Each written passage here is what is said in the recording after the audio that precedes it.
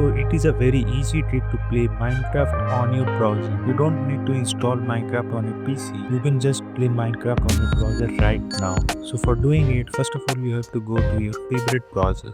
Search Eaglercraft on Google.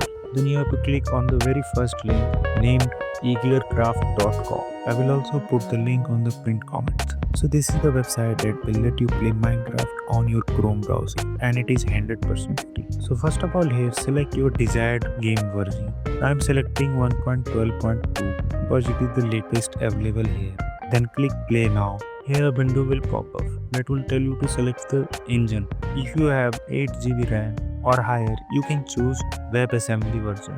It will let you play in higher FPS. But if you have a low-end laptop or computer, you can select keep using JavaScript version. And if you are confused to choose, you can try both and check which one gives you better FPS. I have good specs in my computer, so I am selecting WebAssembly version. And shortly it will launch Minecraft on your Chrome browser. Then it will tell you to press any key to enable sound. Here it will tell you to select the username. I am just going with the default one. Select done. So yeah, Minecraft is launched success. You can go to multiplayer and join any server you want and play with your friends. I am going into single player. Let's create a new world.